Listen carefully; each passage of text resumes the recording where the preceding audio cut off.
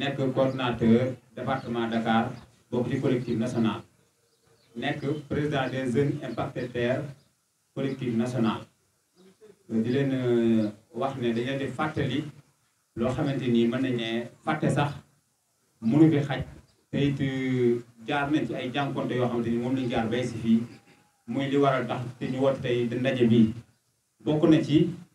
première bi nga xam ne mooy mbiru terre bi nga xam ne ñun ñoo dëkkoon ci yoon bi nga xam ne moom la ñuy wax yoon bi raay bi jaar yoon boobu mu doon yoon boo xamante ni suñuy entreprise fa la nekkoon suñuy kër fa la nekkoon ñu dund ci lu metti ba am loolu noonu état xëy benn jour rek indi benn projet boo xamante ni dafa bëgg a dawal raayam mu ñëw def recensement ci ñun waxtaan ci ak ñun ñu xamal ñu ne projet bii day doon projet boo xamante ni ku mu laal mooy gën ku mu laalu projet bii dina nekk projet boo xamante ni nga daal di ci gis sa bopp mooy gën mu ñàkk laal bu la laalu daal bu la laaloon moo ko gën bu ko defee léegi nag ñu daal di gis ne recensement bi APIX si wax état du Sénégal ñëw proposé ñu ko gis nañ ci suñu bopp ñu daal di koy nangoo ginnaaw bi ñu nangoo loolu ñuy xaar état du Sénégal def comme ni nga xam ne autoroute à péage noonu la demee woon ndax parce que biñu leen di yëkkati ñoom jaar nañ ci yoon boo xamante ni fay nañ leen ci condition xamante ni yu jaar yoon ñun ñu jàpp ne bu ñuy ñëwee proposé ñu projet boo xamante ni projet développement la kon ñun jàpp nañ ne projet bii dafay doon projet boo xamante ni ñun dinañ ci gis suñu bopp suñu réew dina ci naate ñu daal di nangoo projet boobu bi ñu ko nangoo gis nañ ne état dafa ñëw daal di ñuy jaay doole daf ñu ñëw def ñu discrimination lañu def jël ñii fayee leen nii jël ñii def leen nii jël ñii jaawal def ko lu ko neex xajat lañu ci biir xajatle boobu ñu xajatle moo waral bi ñu demee ba gis ne mbir yi doy na waar te am na lu ci bëri ay la yëwén nun ñu def noo xam dañoo tooñ ci la ñu daal di jóg ñu ne dañuy jaar ci yoon bi nga xam ne moom la ñu war a jaar ñu daal di ne dañuy def benn plainte boo xamante dañuy plainte état du Sénégal mais plainte nag dafa am ñaari façon plainte judiciaire dafa am plainte non judiciaire am état du Sénégal indi na projet bi mu dawal ko ci suñuy kër dawal ko ci suñuy place ñun ñu daal di nangu jox ko suñuy kër ak suñuy place projet boobu bi mu ko dawalee ba pare lu ñuy xaar mu fay ñu suñu alal ñun mënuñu jot suñu alal nga gis ñoo xamante ni biñ ñëwee di jël seen kër juróomi junni lañ leen jox nit koo xamante ni góorgóorlu woon na ba am këram ñu ko toj këram jox ko 25000 am ñoo xamante ni góorgóorlu nañu ba am seen kër nga recensé leen ne dinaa leen fayoo leen dara ba tey jii nii depuis 14 septembre 2017 ba tey mu am ay manquement yu bëri yoo xamante ni dal na ci suñu kaw bi nga xamee ne loolu dal na suñu kaw nag ci la ñu daal di jóg ñu ne dañ koy def comme ni ko xam ne noonu la ko banque bi waxee te état du Sénégal moom moo ko signé ni ko banque bi waxee mooy képp koo xamante ni projet bii daf laa laal nga lay indil loraange am nga droit yóbbu état du Sénégal ci yoon boobu nga xam ne moom lañ jël nag ñun ci la ñu topp jëluñu yoon bu ñaaw tojuñu sànniwuñuy xeer yàquñu dañoo def li nga xam ne loi moo ñu ko may ñu daal di yóbbu état du Sénégal ci yoon daal di koy plainte yi bi ñu ko defee dañ ko déposé ci réew tubaab yi bi ñu ko xoolee ñu ne lii danañ ko saytu bi nag nan lay demee ñu daal di yebal ay consultants yoo xam dañoo indépendant consultants yooyu jël ay avion ñëw Sénégal waxtaan ak ñun xool ndax ñun li ñuy wax am na waaye bi ñu ko xoolee xam nañu ñun dëgg-dëgg li ñuy wax ni état du Sénégal la mu signé wante woon ak moom ak li mu def nii wute na léegi ci la ne plainte bi éligible na léegi ñun ci la ñu topp plainte boobu bi ñu toppee plainte bi ñuy dem di dem depuis 14 septembre 2017 ba tey ñu ngi nekk ci ay jafe-jafe ñu topp plainte bi dem ba ñu xëy banque bi daal di ñuy jox dëkk daal ne yéen li ngeen doon wax lépp ay lay yéwén état du Sénégal daf leen a tooñ daf leen a war a fay seen alal ci ak réparer leen jox leen ay conditions yu gën conditions yi ngeen nekkoon waaye ginnaaw nag boobu ba léegi dañoo wax ne comme ça dañuy dem médiation conciliation boobu ba léegi mën nañ ne dara état du Sénégal defu ci benn jéego ñu jógewaat foofu noonu ñu ne waat dañuy xaar document bi nga xamee ne document bu ci jotee document bi mooy régler cas par cas document boobu itam ñu liggéey nañ ci li ci war a liggéey ba pare itam ñuy xaar état bu Sénégal comme ñun suñu situation cas par cas rek moo ko mën a régler ndax parce que personne bu ne nañ ko yàqee ak nañ ko yàqalee ak nañ ko tooñee bokkul ak moroomam kon ñuy xaar état du Sénégal li nga xam ne noonu la recensé woon personnes yi kenn ku ne ñu koy xaar ci loolu mu régler document bi ñu dem ci cas par cas beneen bi biñ jógee ci loolu noonu dem nañu ñu ne nag dafa des benn rapport boo xam moom la ñuy xaar muy plan d'action. Plan d'action mooy mbir yi nan la war a demee mais jot nañu plan d'action bi mais complété wul plan d'action bi nga xam ne complété wul moo waral waaw plan d'action bi nga xam ne moom complété wul moo waral ñun ñu daal di continuer di xaar état bu Sénégal réparer suñuy mbir ci plan d'action boobu nu mu gën a gaawee plan d'action boobu nga xam ne nag moom lañu doon xaar jot nañ ci waaye complété wul ndax parce que plan d'action bi bu complété rek ñun ci nu mu gën a gaawee rek war nañ ñu mën a jox suñu alal jox ñu suñuy kër yaakaar naa loolu la ñuy wax ci borom kër yi ni ñu leen def si fi ñu dëkkoon nag amoon na ay brocanteur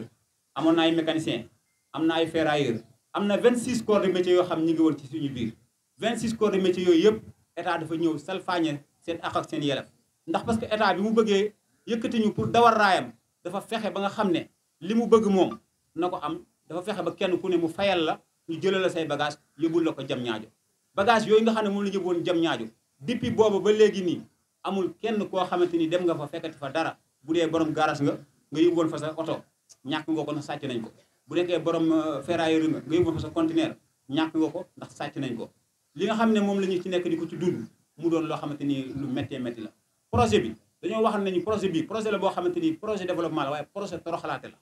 ndax parce que projet bi dafa ñëw yóbbuñu si ndóol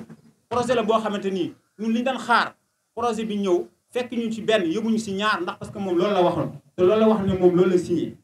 la signé ak bailleurs yi kon ñun xaalis bi nga xam ne moom la état bu Sénégal lebi woon ñu naan ay 1200 milliards mu leb ko ci suñu tur waaye bi mu ñëwee war woon lebaat suñu kër yi mais état du Sénégal dafa dem leb xaalis ci bailleurs yi tourné leb suñu ay kër kon xaalis bi mu leboon fan la ko dugal ñu ngi wax APIX ak président Macky Sall ñun impacté yi ñu ngi wax nu mu gën a gaawee ñu ngi xaar médiation bi nga xam ne moom nga ñu waxoon ak document bi nga xam ne yaa ngi taxaw di ko wax jamono bu ne dégg nañ ci yow 5 conseils des ministres yoo xam taxaw nga 5 conseils des ministres yoo xam jamono bu ne président la ngay wax fay leen impacté yi te ngeen réparer seen situation te ngeen yóbbu leen ci part bi ni mu ko waxee mais depuis boobu ba léegi gis nañ ne li président Macky Sall di digle APIX yi fonk ko ndax APIX yi ñàkk koo fonk moo tax président day wax dara waaye du am suivi noonu lay mujjee ñun nag def nañ lépp loo xamante ni war nañ ko cee def ñuy xaar réparation ñuy xaar recasement ñuy xaar mboolem koo xam ne brocanteur nga ferrailleur nga mécanicien nga te nekkoon ci part bi ñu ngi xaar nga ñu jox ko paaram ci conditions yi nga xam ne moom lañ ko war a joxe ndax parce que état du Sénégal moom xam ne li nga xam ne moom la signé woon ci conditions yi ba indi fi raayam ñu ngi leen di jaajëfal di leen masawu di jox suñu kàddu mboolem loo xam manqué na ci Abdoulaye Ba dina ko matali muy secrétaire général bi salaamaaleykum wa rahmatullah jërë ngeen jëf. 14 septembre 2017 lii ñëw dal suñu kaw état du Sénégal moo gën a xam ne képp koo xam da ngaa toj këram daal di jël place am indil nga ko coono exemple bi ngay joxe mooy bi corona ñëwee corona avant moo ñëw ñun Korojaar terre bi marque bi noonu la tudd pour ñu ko xamul corona avant mu ñëw rey ñun Korojaar moo ñu njëkk a rey Korojaar moomu bi mu ñëwee jaar ci suñu kër yi moom moo ñu indil suñuy njàngi doom yàqu ay sëy tas yi ay nit jële ci ay feebar yoo xamante ni ba tey mënuñoo wér kon état du Sénégal na def lu mu gën a gaawe manquement yi mu réparé ko ndax parce que ñi ko joxoon seen alal nee nañu ko yow ñii ñoo am dëgg ci yow xaalis bi ñu la leen wax ne lañ yow jox nañ la ko joxoo ko ñii kon nu mu gën a gaawee libérer ñi ñun banque moo ñu jox dëgg banque bi nga xam ne moo ñu joxoon xaalis bi moo ñu jox dëgg état ñi ngi lay xaar nga fay ñu comme da nga ne dem leen ci yoon jaar ci yoon lu yoon dindi lu yoon teg kenn du ko dindi yoon moo ñu may ndam ñun waxuñu ngir yàlla saraxtuwuñu ñaanuñu dañoo dem ba yoon daal di jël jox ñu dëgg nañu dem leen ñu fay leen seen xaalis loolu nag la ñuy xaar ngeen réparé ba nu mu gën a gaawee amul benn ONG boo xamante ni mas nañoo dimbali ci lenn te état bi Sénégal bi nga xamee ne corona ñëw na fi jël na lu ñaata milliards 1000 milliards jël na ko di ko dimbali ay nit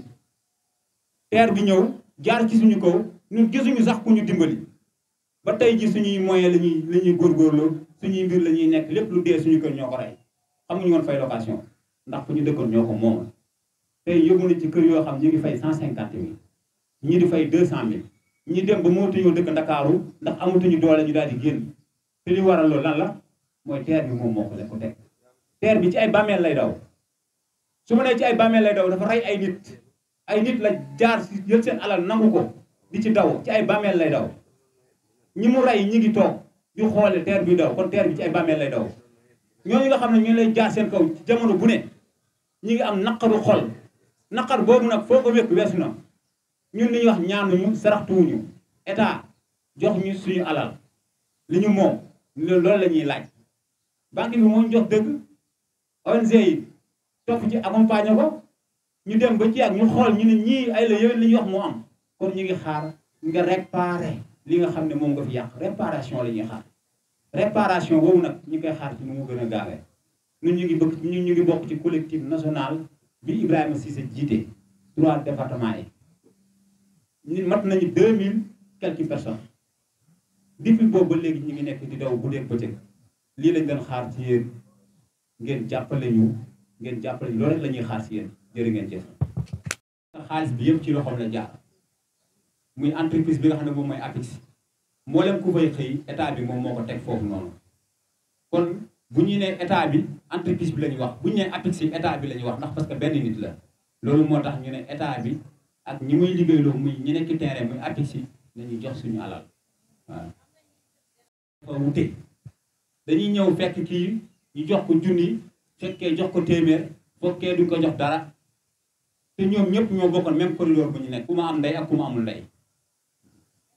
jërëjëf. ñun dañoo jàpp ne ñun actionnaire lañ ci teer ba pare li tax ma ne actionnaire lañ ci suñu alal la ñuy nekk di ko mooy daw nii suñu alal la liy daw nii suñu alal la kon liñ ko defaree ak liñ tege raay yi ak liy daw nii ñun suñu alal la kon actionnaire lañ ci biir terre bi clients yi jàpp nañ ne terre bi ñu fi indi sax ñoom dafa yombal seen dem ak dikk waaye nekkul loo xamante ni sax état bu Sénégal mi ngi ciy gagné man gisuma ne mi ngi ciy gagné waaye yombal na dem gi ak dikk bi loolu si waaye ñun li ñuy xaar ci moom mooy ku fi mun di nekk banque bi moo ñu jox dëgg mu nekk fi mu ñàkk fee nekk banque baa ngi fi bailleur yaa ngi fi bu fi jógee terre bi day daw bu fi nekkee terre bi day daw kon ñun njiitu réew mi nekk fii ak beneen njiitu réew nekk fii ku fi mun di nekk ñun suñu xaalis la ñuy laaj suñu alal suñu moomeel loolu la ñuy laaj. Je me nomme Abdoulaye Ba, secrétaire général du collectif et en même temps membre du collectif national des impactés du terre. Tout à l'heure, le coordonnateur du département de Dakar, en l'occurrence, M. Ousseynou Kane, a fait un petit rappel par rapport au processus que nous avons pu traverser, qui est de dire que nous, les impactés, particulièrement les impactés du département de Dakar, nous avons souffert de ce projet. Nous avons souffert non seulement à cause de l'application, du non-application du PAR, je veux dire. Le PAR veut dire plan d'action de réinstallation. Cette non-application de ce PAR nous a causé des préjudices sans précédent. Je rappelle qu'au début, nous, on n'a jamais été des opposants de ce projet. Comme l'a dit tout à l'heure Ousseynou, on a accompagné ce projet, on l'a promu, on a tout fait pour que ce projet-là aille à sa terme. La preuve, on a libéré l'emprise sans tambour ni trompette. On s'est dit que les impactés de l'autoroute à péage ne peuvent pas être plus patriotes que nous. On a décidé, nous aussi, de libérer l'emprise. On a vu aujourd'hui les retombées de ce projet au niveau du secteur de transport, dont nous saluons tous les résultats. Le président disait surtout que le TER, lors de l'an 1, qu'ils ont effectué plus de 3 millions de passagers. Donc, c'est à saluer. Ça participe à désengorger surtout la région de Dakar. Mais nous, ce qui nous intéresse, le projet, comme je l'ai dit, lorsqu'on nous a présenté le projet en 2015-2016, on l'a accompagné. 2017, comme il a dit, 14 septembre, on a libéré l'emprise sans problème. Mais on attendait en ce que les consignes, c'est-à-dire ce qui a été retenu dans le cahier des charges à savoir le premier principe qui est de dire indemnisation juste et préalable, que ce principe-là soit appliqué. Mais malheureusement, ça n'a pas été appliqué. Indemnisation veut dire juste, veut dire quoi? Une indemnisation à la hauteur du préjudice que les impactés ont subi. Mais ça n'a pas été respecté par l'APIX. Nous saluons et nous rappelons la volonté infaillible du président de la République quant à l'exécution de ce projet. Il a tout fait, il a tout donné. Ça, moi, je peux mettre ma main sur le Coran que le président a tout fait pour la réussite de ce projet. Mais les gens à qui il avait confié ce projet, c'est eux qui n'avaient pas réalisé le projet comme le président de la République les attendait. Cette indemnisation, ce principe-là de non-indemnisation juste et préalable, son inapplication fait que certaines personnes se sont retrouvées avec des indemnisations dérisoires. Tout à l'heure, le coordonnateur parlait des indemnisations à hauteur de 25 000. Mais je vous rappelle, il y a des personnes jusqu'à maintenant qui n'ont rien du tout reçu. Cette situation, en plus d'être iconique, APIX lui-même a pondu ce qu'on appelle le guide du déplacé. Ils ne sont même pas capables de respecter ce qu'ils ont mis à l'intérieur de leur propre guide du déplacé. C'est quand même ahurissant. Toi, on te met en place le plan d'action et de réinstallation. Tu ne le respectes pas. Tu produis ton propre part, à savoir tu l'appelles guide du déplacé et tu ne le respectes même pas. Cette situation, lorsqu'on l'a constatée, ça nous a conduit à écrire toutes les autorités. Je vous rappelle qu'on a saisi à toutes les autorités compétentes, que ce soit le directeur de l'APIX en personne, le gouverneur, le préfet. On a vu le ministère des Transports, on a vu même le premier ministre du temps, Boun Abdallah Dionne, jusqu'à le président de la République. Mais nos revendications ont tombé dans l'oreille d'un sourd. C'est ce qui nous a conduit à déposer une plainte non juridictionnelle auprès des institutions internationales qui ont financé le projet, à savoir la Banque africaine de développement, qui est l'actionnaire majoritaire de ce projet. La plainte en question a fait l'objet de plusieurs étapes. Pour que cette plainte-là soit recevable, il est passé par une étape cruciale qu'on appelle l'éligibilité. Tout à l'heure, le coordonnateur en a fait part. Ce n'était pas facile de réunir les preuves pour justifier ces éléments. Et par la grâce de Dieu, on est parvenu à prouver et à montrer qu'il y a eu des manquements, que APIX n'a pas exécuté le part, c'est-à-dire le plan d'action et de réinstallation, qui est le cahier des charges. Cette situation, vu qu'on a le plan, on a obtenu l'éligibilité des consultants, la BAD a pris des consultants indépendants, un colonel en l'occurrence. Lui, il était chargé de faire ce qu'on appelle la procédure de médiation-conciliation. Cette procédure consistait à essayer de concilier les deux parties, c'est-à-dire l'État du Sénégal et les impactés. Il ne s'agit pas de dire qui a raison entre les deux, mais de trouver une solution amiable entre les deux parties. Lorsque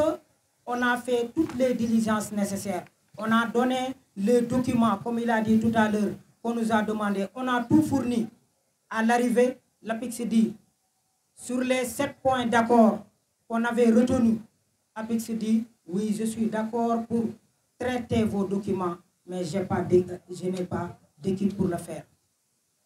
Quelqu'un qui a eu à traiter plus de 14 600 dossiers pour libérer l'emprise, de Dakar à Rufisque en passant par Pikine. Lui, il te dit qu'il n'a pas d'équipe pour traiter des dossiers de 2000 plaignants. De qui se moque-t-on? De qui se moque-t-on? C'est en ce moment-là que le collectif a décidé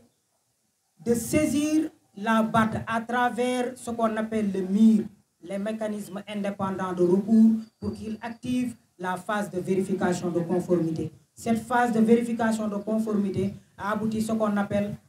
un rapport final. Le rapport final nous a donné que les impactés ont bien raison que Apex n'a pas respecté les termes du contrat. Ne serait-ce que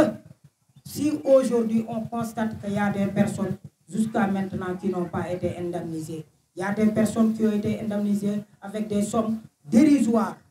et c'est regrettable. Ce qui nous a conduit par la suite, avec cette vérification de conformité, à demander toujours au MIR de proposer un mode de règlement. Le mode de règlement a été effectué sur ce qu'on appelle le plan d'action. Le plan d'action en question, comme il a dit, le plan d'action est incomplet parce que la part qui reste, il appartient à l'État du Sénégal en tant que l'emprunteur,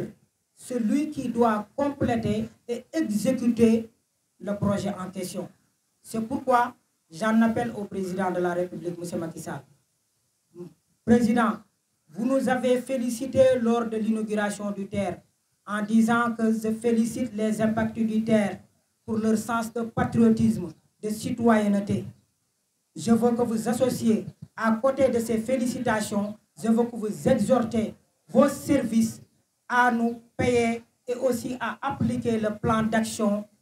qui est la seule et unique voie qui permet aujourd'hui aux impactés de trouver une voie de sortie. Je terminerai pour dire, plus que le temps coule, plus que les dégâts irréparables. Aujourd'hui, je veux nommer une seule personne. Il y a beaucoup d'impactés qui ne sont plus là. Ils sont partis. En attendant, en luttant contre ce dossier, je citerai qu'une seule personne. Notre délégué, le regretté, Feu Issakha Diop, il en a tout fait. Il en a tout fait pour ce projet. Aujourd'hui, il est parti. De grâce, aidez-nous avant que d'autres personnes partent pour qu'on puisse rentrer dans notre fonds. Président de la République, essayez aussi de nous aider avant que la fin de votre mandat pour que vous partiez et que nous aurons comme souvenir une personne qui a mis en place un projet qui, en plus de satisfaire les besoins de tous les Sénégalais, mais il a aussi eu à satisfaire le besoin des impactés en particulier. Je vous remercie.